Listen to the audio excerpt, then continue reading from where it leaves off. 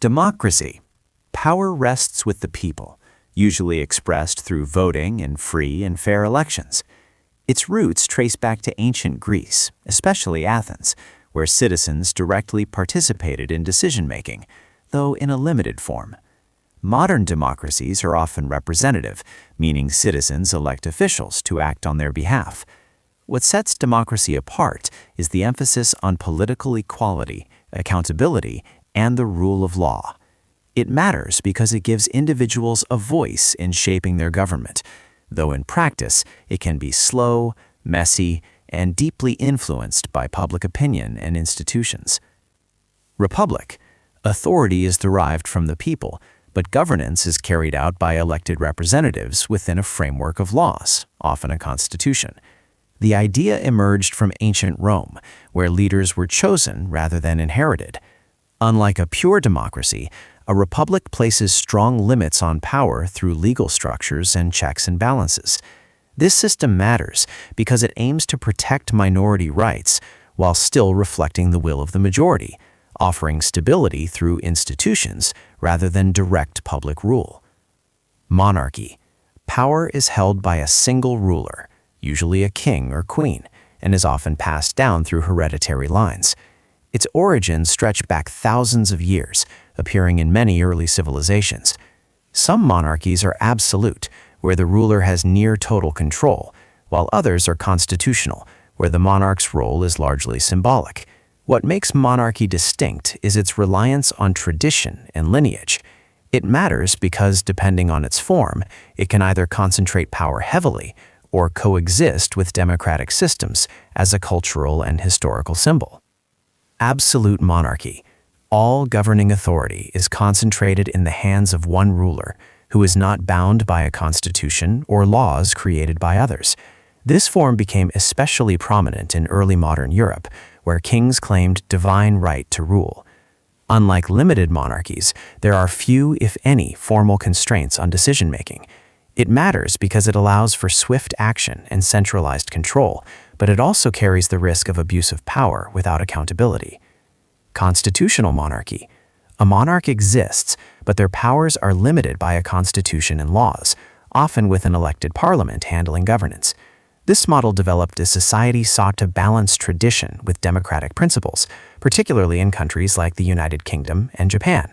What sets it apart is the division between symbolic leadership and actual political authority. It matters because it preserves historical continuity while allowing modern democratic governance to function effectively. Authoritarianism. Power is held by a single leader or a small group with limited political freedoms and little public participation. This type of regime has appeared in many forms throughout history, often emerging during times of instability. Unlike democratic systems, opposition is restricted and control is maintained through centralized authority. It matters because it can bring order and rapid decision-making, but often at the cost of personal freedoms and transparency. Totalitarianism.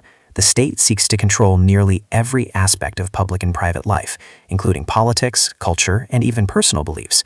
This system rose to prominence in the 20th century, with regimes like Nazi Germany and Stalinist Soviet Union.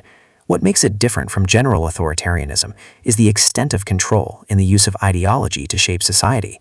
It matters because it represents one of the most extreme concentrations of power, often leading to widespread repression and human rights violations. Dictatorship. One individual holds absolute power, often obtained and maintained through force or political manipulation.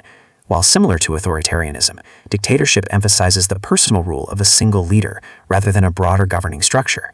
Historically, dictatorships have emerged during crises or after coups. It matters because decisions can be made quickly, but without checks, the system is highly vulnerable to corruption and abuse. Theocracy.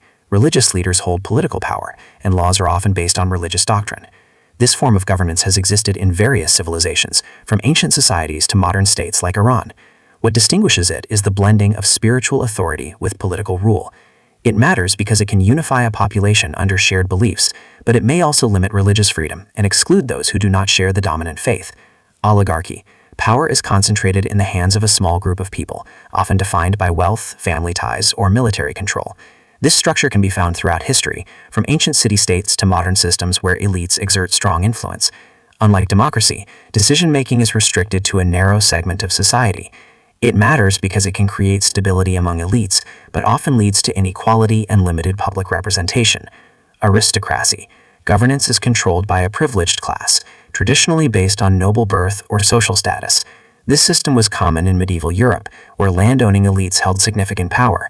What sets it apart is the idea that leadership is tied to inherited status, rather than merit or popular choice. It matters because it reflects historical hierarchies, though it often restricts social mobility and broader participation. Military junta. The government is controlled by military leaders who have seized power, usually through a coup. This form often arises during periods of political crisis or instability. Unlike civilian authoritarian regimes, the military directly governs the state. It matters because it prioritizes order and security, but frequently suppresses political freedoms and civilian oversight. Communism, a system where the state aims to create a classless society, often by controlling resources and eliminating private property.